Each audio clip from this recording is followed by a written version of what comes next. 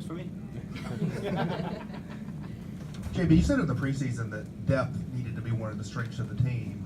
That you may, go 10, 11 deep because of that.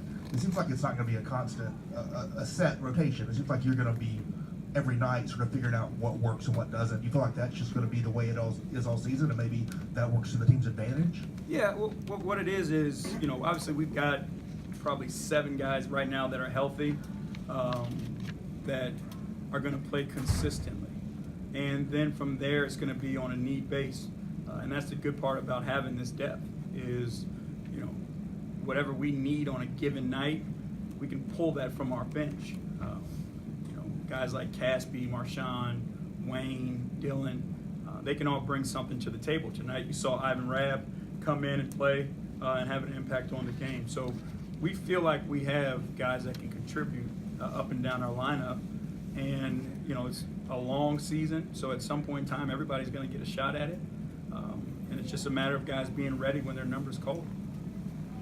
Could you speak specifically to Sheldon Mack tonight and how he's been so far overall this season? Yeah, like I said, going through training camp with him, preseason, and having, never really been around him, didn't know him, well at all. Couldn't be more pleased with him as a person, him as a point guard, and what he's able to do. He's steady. He never panics. He knows how to get people organized. And then he has the courage to make the play when the play is needed. He's not afraid to take a big shot. The plays that he makes when he's driving to the basket and how he finds our big guys. So the intelligence is something that we talked about adding this summer, and he's that guy. He can play with Mike, which is helpful. He can spell Mike. So we've been really, really pleased with everything that he's brought to the table. JB, they cut into that lead, and then there was a timeout, and you came out, and you had the smaller lineup with Conley in there and Mack, and it looked like you had terrific ball distribution going from side to side, and you started to hit some threes and pulled away. Can you talk about the lineup that you used and what they were able to do? Well, I think the more skill you're able to put on the floor, the more things that you can do. More guys that can dribble, pass, and shoot it. You can create for one another. The spacing is great, and then you throw in a stretch 5 who really opens up the lane. Once you create that ball movement, the basket is wide open because everybody has to respect everybody that's out on the floor. And you have guys that can break the man down off the bounce as well and deliver passes to one another. So, we felt like we needed to go that direction tonight when that team made that run. The combination of Shelvin and Mike so far has been really, really good. And then obviously with Mark anchoring the defense, Garrett on the defensive end, Kyle and Dylan, between the two of them, I thought they did a really good job tonight. Right, Coach, you guys are now 3-0 at home, but 1-2 away. How can y'all transition your success, your home game success, to your away games? Well, like they say, defense travels.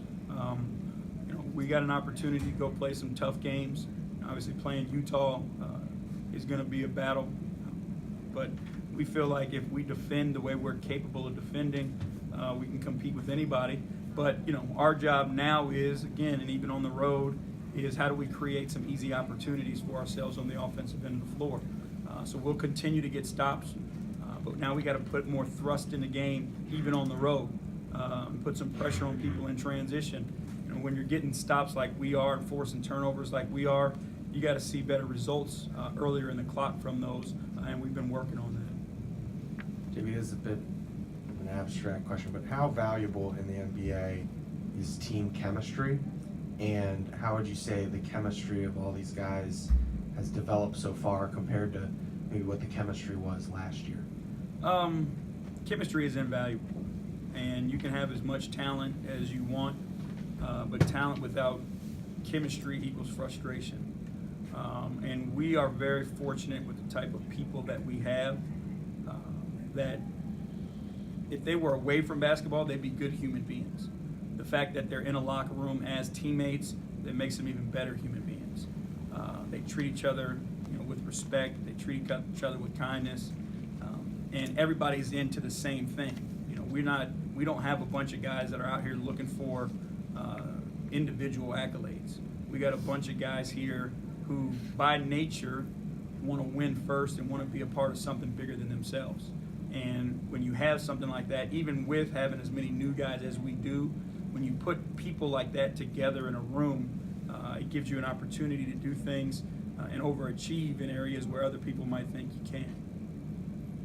JB, you guys come into this game leading the league in turnovers. You forced 20 more tonight, 9 from John Wall.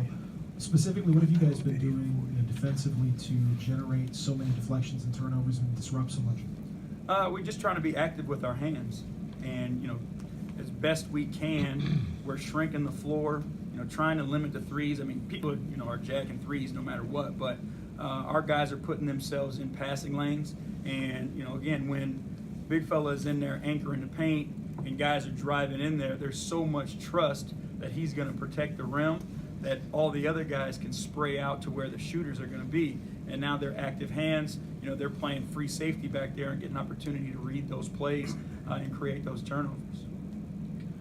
Coach, Jaren Jackson played a little bit over 10 minutes, struggled with fouls early in the game. At one point, he was in for like 20 seconds. He put him right back out because of another foul. What do you think he could learn from this situation and improve forward? I mean, it's a tough situation.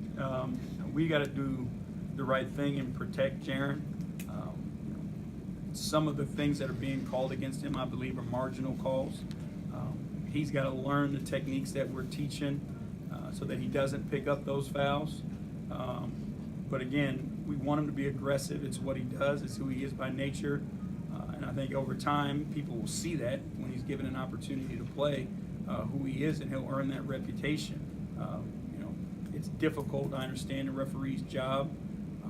But when you got a guy who is that tall and that long, with great feet, you might not be used to seeing guys move like that and cover ground like he can. So it'll take some time for them to adjust to him as well. Time for a few more. Lee? Coach, it's been said that good defense hinges on how well a team communicates amongst themselves on the defensive end.